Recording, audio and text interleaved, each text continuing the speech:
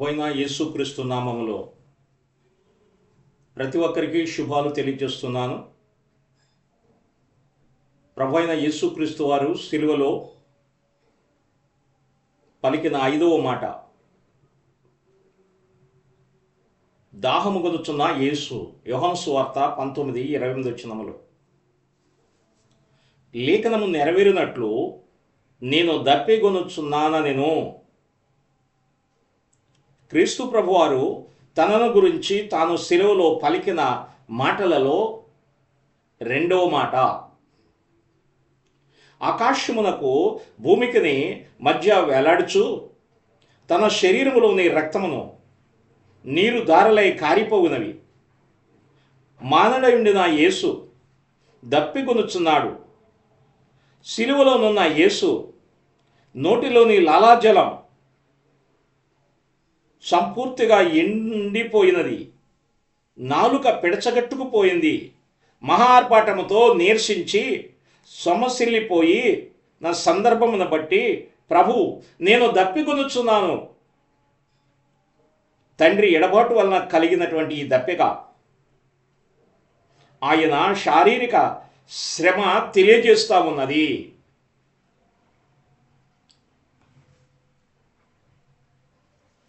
ఏ అంశములో? ప్రజల దాహమును తీర్చిన దేవుడు. ఆదాము అవల దప్పికను తీర్చుటకు నదిని పుట్టించాడు. ఆదికాండము 2:10 ఉన్నది. 2 తల్లి కొడుకుల కొరకు నీటి ఓటను పుట్టించాడు. ఆదికాండము 21:19 ఉన్నది.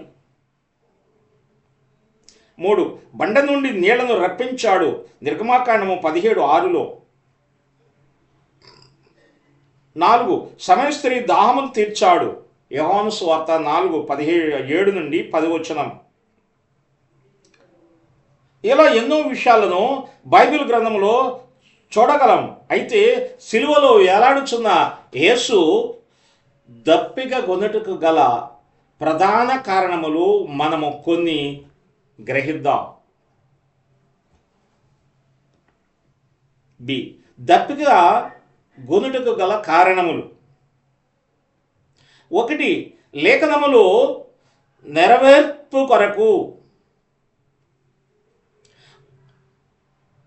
వారు నాకు చేదు ఆహారముగా పెట్టిరి, నాకు దప్పికైనప్పుడు చెరకును త్రాగనిచ్చిరి. కీర్తనలు 69:21 ఉన్నది అని కీర్తనకారుడు రాసిన ప్రవచనం సిలువలో నెరవేరినది.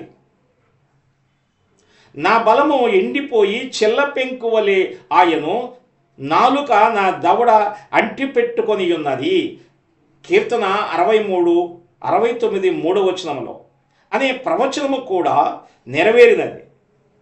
అంతేకాదు, నా నాలుక అంగిటిని అంటియున్నది. కీర్తన 37:6 నా గొంతుకు ఎండిపోయినది. కీర్తన 69:3 ప్రవచనాలు కూడా ఈ మాటలో నెరవేరుట చూడగలం. రెండవదిగా, మానవులను పాపము నుండి తప్పించడానికి లూకాసు వార్త 16:19-31 వరకు మన జీవితాలను వారి పాపము నుండి రక్షించాలని తాపత్రయం ప్రభువునకు ఉన్నది. ధనవంతుడు నరకములో వేదన పడుచున్నాడు. అలాంటి వేదన నుండి మనలను రక్షించడానికి ప్రభువు దాహము గొనుచున్నాడు.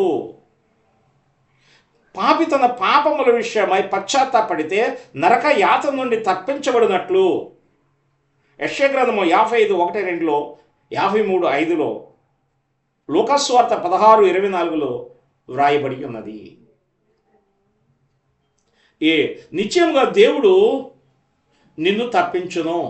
ఇర్మియా గ్రంథము 39:18 ఆయన మనను తప్పిస్తాడు అని దేవుని వాక్యం మనకు తెలియజేస్తూ ఉంది. శత్రువుల చేతి నుండి తప్పించును అని కీర్తనలో 59:1 రాయబడినది. పాపము ప్రజలను అవమానము తెచ్చును. పాపము ప్రజలకు ఆ అవమానము తెచ్చును. కనుక ఆయన తప్పిస్తాడు. సామెతల గ్రంథం 14:34 మూడో అంశం చూస్తే నశించుచున్న ఆత్మలను రక్షణ కొరకు ఆయన దాహం కొనుచున్నట్లు మనం చూస్తున్నాం. ఆత్మలు రక్షించడంలో రక్షకుని వేదనను వివరింప వీలు లేదు. ఎందుకనగా నశించబోతున్న అనేక ఆత్మలను రక్షించాలనేది ఆయన దాహం. ఆ ఆత్మలు నరకములోనికి వెళ్లకుండా జీవమార్గంలోనికి వెళ్ళాలని యేసు శిలువలో దాహం కొన్నాడని దేవుని వాక్యం మనకి తెలియజేస్తూ ఉంది. దేవుని బిడ్డలారా, ఈ మూడవ అంశములో సమరయ స్త్రీకి ఉన్నటువంటి ఆత్మల దాహం యోహాను సువార్త 4:39-40 ఉన్నది. ఆమె జీవితాన్ని గురించి ప్రభువు తెలియచేసినప్పుడు తన తప్పును ఒప్పుకొని పశ్చాత్తాపడి ఆమె జీవితాన్ని మార్చుకొని ప్రభు కొరకు సాక్షిగా బ్రతకడానికి ఆ గ్రామానికి వెళ్ళి ప్రజలను యేసు దగ్గర తీసుకొచ్చింది. ఆమెకు ఉన్నటువంటి గొప్ప దాహం, ఆత్మల దాహం. ఇతరులు కూడా రక్షించబడాలి, నేను ప్రభు ద్వారా మేలు పొందినట్లు అనేక మంది పొందాలి, నేను ప్రభువు నా జీవితంలో చేసిన కార్యం ఇతర జీవితంలో కూడా కలగాలి అని దృక్పథముతో సమరయ స్త్రీ వెంటనే యేసు దగ్గర నుండి ఆ బావి యొద్ద ఆమె కుండను విడిచిపెట్టి ఆ సమరయ ప్రాంతానికి వెళ్ళి ఆ ప్రజలతో చెప్పి అనేక మందిని యేసు దగ్గరకి తీసుకొచ్చింది. ఆమెకి ఆత్మల దాహం ఎలాగ ఉందో దేవుని వాక్యం మనకు తెలియజేస్తూ ఉంది.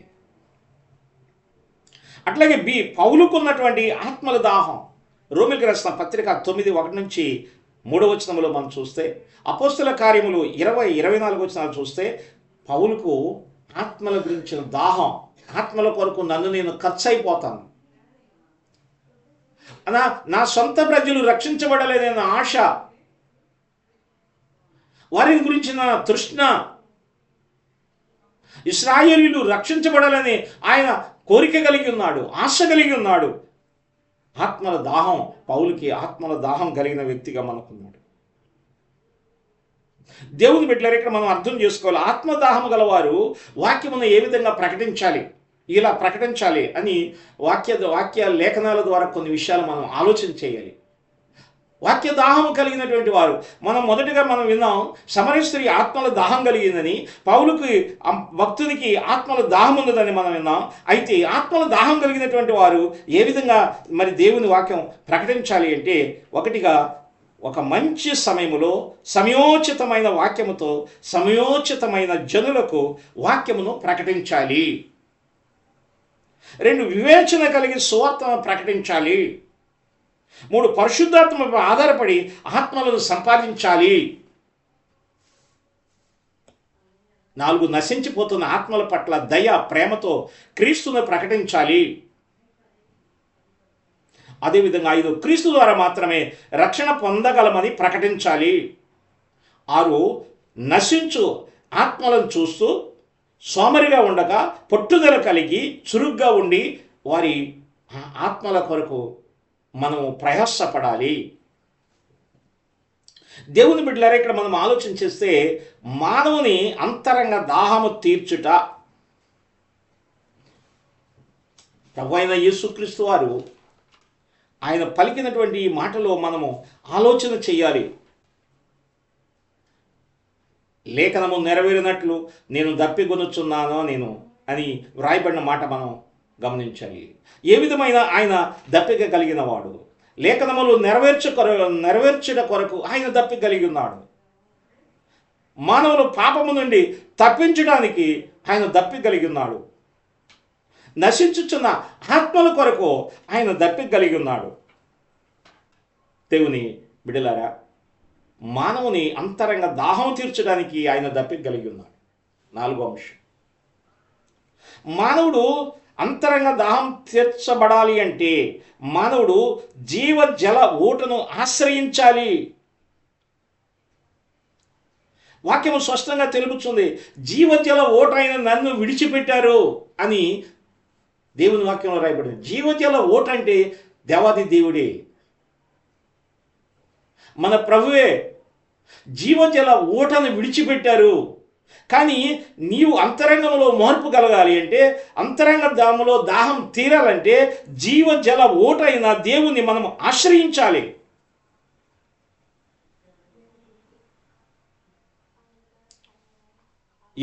దప్పిక కొనిన వారులారా నా యుద్ధకు రండి. యెషయా గ్రంథము 55:1-2 మనకు కనబడుతుంది. దప్పిక కొనిన వారులారా నా యుద్ధకు రండి. దేవుడు తెలియజేస్తూ ఉన్నాడు, దప్పిక కలిగిన వారు నా యుద్ధకు రావాలి, మీకు దాహం తీరుస్తాను నేను. నా యుద్ధకు రావాలి, దేవుని యుద్ధకు రావాలి.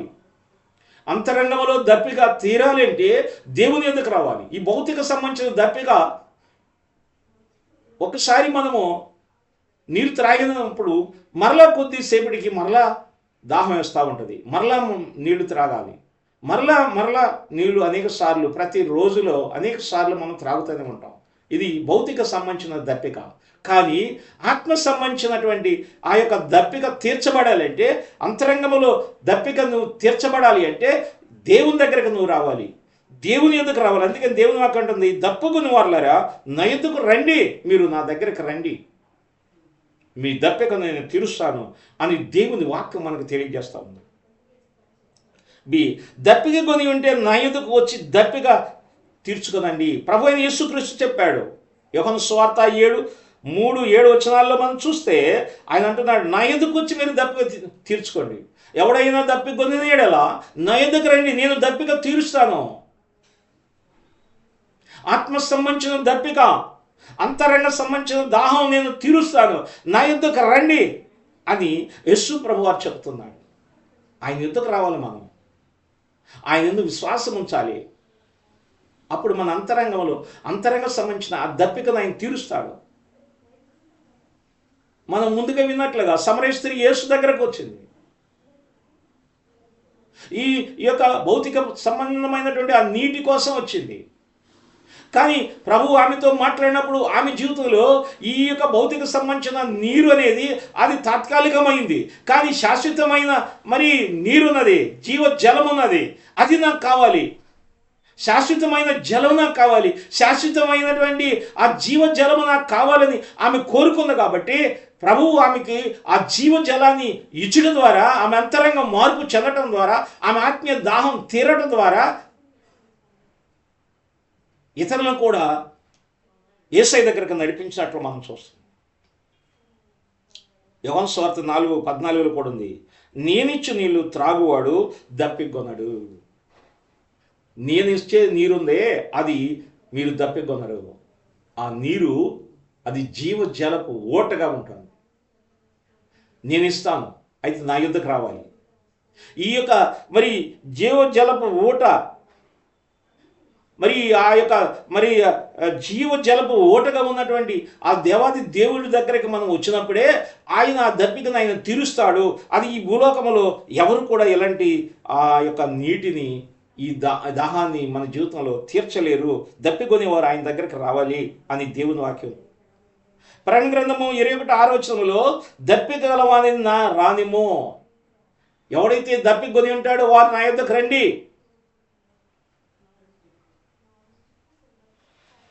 ప్రియమైన దేవుని బిడ్డలారా, ఇక్కడ మనం ఆలోచన చేయాలి. ఆయన ఎద్దుకు మనం వచ్చినట్లయితే మన దప్పిక ఆయన తీరుస్తా అన్నాడు.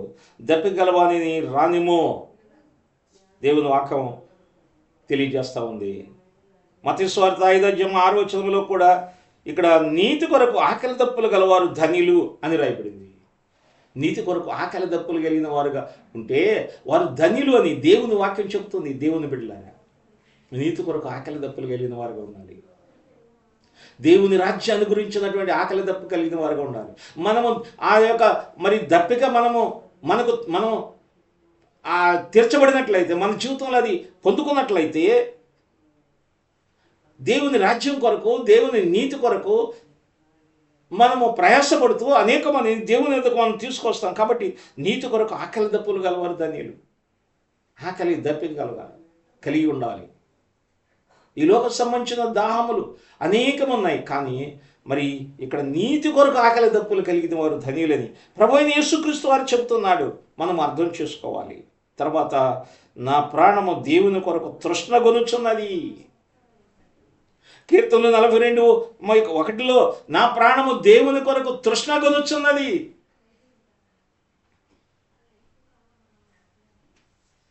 దేవుని బిడ్డలరా, మనం ఇక్కడ ఆలోచన చేయాలి. మానవుని అంతరంగ దాహము తీర్చుటకి దేవుడిచ్చే మాట ఏంటంటే, జీవజలపు ఓటను నువ్వు ఆశ్రయించాలి. ఆ జీవజలపు ఓట యేసు ప్రభువే. అదేవిధంగా ఇక్కడ దప్పికొని వారులారా నా యొద్దకు రండి అని దేవుని వాక్యం చెబుతుంది. దేవుని యొద్దకు రావాలి. నువ్వు అంతరంగంలో ఉన్నటువంటి ఆ దాహం తీర్చబడాలంటే. అదేవిధంగా నేనిచ్చు నీళ్ళు త్రాగోడు దప్పికొనడో. కాబట్టి నేనిచ్చే నీరు అది శ్రేష్టమైనవి, అవి జీవజలం అని దేవుడు మనకి తెలియచేస్తూ ఉన్నాడు. అందుకని నీతి కొరకు ఆకలి దప్పులు గలవారు ధనియులని దేవుని వాక్యం మనకు తెలియజేస్తూ ఉంది. అయితే నా ప్రియమైన దేవుని బిడ్డలారా, నా ప్రాణము దేవుని కొరకు తృష్ణ కొనుచున్నదని దేవుని వాక్యం మనకు తెలియజేస్తూ ఉంది. మనం ఇక్కడ ఆలోచన చేస్తే ప్రభు సిలువలో వేలాడుచు ఉన్నాడు. ఆకాశముకు భూమికి మధ్య ఆయన వేలాడుచున్నాడు. ఆయన శరీరములో రక్తము నీరంతా కూడా కారిపోయినది. ఆ రక్తము నీరంతా కారిపోయినప్పుడు, లేక ఆ రక్తము నీరంతా మరి ఆ ప్రవాహముగా ఈ భూమి మీదకి కారిపోయినప్పుడు ఆయన సమస్యలాడు. ఆయన ఎంతో బలహీనుడిగా అయిపోయాడు. అయితే ఆయన అంటున్నాడు, మరి లేఖనము నెరవేరినట్లుగా నేను దప్పికొనుచున్నాను. ఆయన ప్రాముఖ్యత ఏంటంటే ఈ భౌతిక సంబంధిత శరీరాన్ని గురించి ఆలోచన కాదు, కానీ తండ్రి తనకిచ్చిన తన పని పరిపూర్ణంగా నెరవేరటానికి ఆయన దప్పికొని ఉన్నాడు. లేఖనాలు నెరవేర్పు కొరకు, లేఖనాల్లో రాయబడినట్ల ఇంకా నేను దప్పికొని ఉన్నానని లేఖనాల్లో రాయబడినటువంటి మాటలు నెరవేర్పు కొరకు ఆయన దప్పికొని ఉన్నాడని దేవుని వాక్యం మనకు తెలియజేస్తుంది. దేవుని గురించి మనం విన్నాం. ఆయన ప్రజల దాహం తీర్చాడు. ప్రజల దాహం తీర్చాడు. ఆయన గొప్ప కార్యాలు ఆయన చేశాడు. కానీ అయితే దేవుని కుమారుడిగా దేవుడయ్యండి ఆయన సిలువలో ఉండి ఆయన దాహం కొంటున్నాడు. ఆయన దాహం అంటే ఈ భౌతిక సంబంధించిన దాహం అంటే ఆయన శరీరంలో ఉన్నటువంటి ఆ రక్తము నీరంతా కూడా కారిపోయినప్పుడు, లేకపోతే ఆయన శరీరం అంతా నలిగిపోయినటువంటి పరిస్థితుల్లో ఉన్నప్పుడు, ఎండ బాగా తీవ్రత వేడిలో ఆయన ఉన్నప్పుడు, ఆ యొక్క నోరంతా కూడా ఎండిపోయినప్పుడు, ఆయన దేహం అంతా కూడా మరి ఎంతో ఎండలో మరి పిడచబారిపోయినటువంటి మరి ముద్దలాగా మారినప్పుడు, అలాంటి పరిస్థితిలో ఆయన అంటున్నాడు, లేఖనము నెరవేరినట్లు నేను దప్పికొనుచున్నాను. అంటే లేఖనాలు నెరవేర్పు జరగాలి. పరిశుద్ధ గ్రంథంలో యేసుక్రీస్తు కొరకు ముందుగానే రాయబడిన లేఖనాలు ఉన్నాయి. ఆయన ఈ భూమి మీదకి వచ్చి ఏ పనులు చేయాలి, ఏం చేస్తాడు, ఎంతకాలం ఆయన జీవిస్తాడు, ఏ విధంగా ఆయన మరణిస్తాడు, సిలువలో ఏ విధంగా ఆయన ఆ శ్రమలు అనుభవించాలని అనే లేఖనాల ప్రకారంగా రాయబడిన విధంగా మరి లేఖనాల గురించి నేను దప్పికొనుచున్నానని యేసు ప్రభు వారు చెప్పిన మాటను మనము అర్థం చేసుకోవాలి. నా ప్రియమైన దేవుని బిడ్డలారా, ఆలోచించేద్దాం. అలాంటి దప్పిక ఆయన కలిగి ఉన్నాడు. లేఖనాల నెరవేర్పు కొరకు మానవులను పాపము నుండి తప్పించడానికి, నశించుతున్న ఆత్మలను రక్షించడానికి, అదేవిధంగా మరి మానవుని అంతరంగ దాహము తీర్చడానికి ఆయన సిలువలో దప్పికొన్నాడు. మనం ఆలోచన చేయాలి. అయితే ఇక్కడ మనము గమనించినట్లయితే విశ్వసించే వారి నుండి ఆధ్యాత్మిక జీవపు ఓటలు ఇతరులకు ప్రవహిస్తాయి. యోహాను సువార్త 7:37-39 వరకు ఉన్నాయి. ఎవరైతే విశ్వసిస్తారో వారిలో ఆధ్యాత్మికమైన జీవపు ఓటలు ఇతరులకు ప్రవహిస్తాయి. మనలో నుండి ఇతరులకు ప్రవహింప చేసేవారుగా మనం ఉంటాం. ఇతరులకు మనము జీవజల ఓటలను పంచేవారుగా ఉంటాం. అందుకని ఇక్కడ దేవుని విశ్వసించిన వారిలో ఆధ్యాత్మిక జీవపు ఓటలు ఇతరులకు ప్రవహించేగా ఉంటాయి. పౌలు భక్తుడు ప్రభువు తనను పట్టుకున్నాడు, ఆయన మార్చాడు. ఆయన మరి ప్రభు యొక్క జీవజల ఓటలను కలిగిన వాడుగా ప్రభువు అతని జీవితాన్ని మార్చినప్పుడు అతడు ఇతరులకు జీవపు ఓటగా ప్రవాహముగా ఉన్నాడు. ఇతరులను రక్షించడానికి ఆయనలో నుండి జీవ జలపు ఓటలు బయలుదేరినట్లు లేఖనం మనకు కనపడుతుంది. అదే కాకుండా నశించుచున్న ఆత్మల ఎడల వారి రక్షణ కొరకై దాహము ప్రతి క్రైస్తవుడు కలిగి ఉండాలి. నశించిపోయే ఆత్మలు ఎన్నో ఉన్నాయి, కానీ వారి కొరకు మనము దాహము కలిగిన వారికి ఉండాలి. కొన్నిసార్లు మనం అనుకుంటాం యేసు ఎంతో సిలువలో బాధపడుతున్నాడు, ఆయన దాహంగా ఉన్నాడు అనుకుంటాం. మనం లేఖనాలు నెరవేర్పు కోసమే ఆయన దాహంగా ఉన్నాడు. లేఖనాలు నెరవేర్పు కావాలి. ఆయన జీవితంలో ప్రాముఖ్యమైనది ఏంటంటే దేవుడు లేఖనాలు తన కొరకు ఏ అయితే రాయబడినాయో ఆ రాయబడిన లేఖనాలన్నీ నెరవేర్పు జరగాలి. లేఖనాల్లోనే రాయబడినాయి. ఆ రాయబడిన ప్రతి లేఖనములు ప్రవచనాలు నెరవేర్పు జరగాలి. కాబట్టి నేను దాహం కొనుచున్నానని ప్రభువారు చెప్తా ఉన్నారు. ఆయన పిల్లలమైన మనకు కూడా అలాంటి దాహం కలిగిన వారుగా ఉండాలి. అంటే ఎలాంటి దాహం అంటే ఇతరులను రక్షించే దాహం, ఇతరులను దేవుని దగ్గరికి నడిపించే దాహం కలిగిన వారుగా ఉండాలి. ఇతరుల మనం ప్రేమ కలిగిన వారిగా ఉండాలి. ఇతరులను ప్రభువుని ఎరగనటువంటి వారుగా ఎవరైతే ఉన్నారో వారిని ప్రభు దగ్గరికి నడిపించే వారుగా ఉండాలి. అయితే మనము జీవ జలపు ఓట కలిగిన వారుగా ఉంటే మనలో ఉన్న ఈ జీవ జలము ఈ ఓట ఇతరులకు ప్రవహింపచేసేవారుగా ఉంటాం. ఇతరులను కూడా క్రీస్తు దగ్గరికి నడిపించేవారుగా ఉంటాం అనేది దేవుని వాక్యం మనకు తెలియజేస్తుంది. ప్రార్థన చేద్దాం. ప్రార్థన. మహోన్నతుడైన తండ్రి, పరిశుద్ధుడైన దేవా, ఈ సమయంలో మీరు మాకు ఇచ్చినటువంటి శ్రేష్టమైన మాటను బట్టి వందనాలు. సిలువలో నీవు దాహము కొని ఉన్నావు. లేఖనాలు నెరవేర్పు కొరకు నేను దాహము కొనుచున్నానని మీరు చెప్పిన మాట మేము జ్ఞాపకం చేసుకుంటున్నాము. నీవు దాహము కొనటం అనేది లేఖనాలు నెరవేర్పు జరగాలి. కాబట్టి ప్రభువా, ఈ మాటలో మేము అర్థం చేసుకోవటానికి సహాయం చేయండి. ఎంతమంది బిడ్డలు ఈ మాటలు వింటున్నారో ఆలోచించే మనసు వారికి దయచేయండి. ఎన్నో సంవత్సరాలుగా మీ మాటలు వింటూనే ఉన్నాం. సంవత్సరాలు గడిచిపోతున్నాయి, రోజులు గడిచిపోతున్నాయి. ఎన్నో వాక్యాలు దైవజనులు, అనుభవం కలిగిన వారు ఎంతోమంది ప్రకటిస్తూనే ఉన్నారు. కొన్ని వందల సంవత్సరాల నుంచి ఈ యొక్క సువార్త ప్రకటించబడుతూనే ఉంది.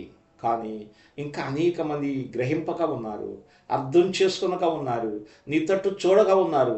జీవజలపు ఓటైన మిమ్ములను విసర్జించిన వారు ఉన్నారు. అయితే ప్రభువా, దయతో వారిని క్షమించండి. జీవజలపు ఓటైన మిమ్ములను ఆశ్రయించడానికి, జీవజలపు ఓటైన యేసుని ఆశ్రయించడానికి వారికి కావలసిన కృపను వారి ఎడల మీరు చూపమని మీ సన్నిధిలో ప్రార్థిస్తున్నాం. ఇన్న మాటలను మీరు జ్ఞాపకం చేసుకోనండి, మా హృదయాల్లో పల్లెంపు చేయండి, అనేక మందికి ఆశీర్వాదకరంగా చేయమని యేసు నామములో అడుగుచున్నాము తండ్రి. ఆమేన్. తండ్రి యొక్కయు కుమారుని యొక్కయు పరిశుద్ధాత్మ సహవాసము సన్నిధి మనందరికీ తోడుగా ఉండి నడిపించునుగాక. ఆమేన్. అందరికీ వందనములు. ప్రభు మిమ్ములను దీవించి ఆశీర్వదించునుగాక. ఆమేన్.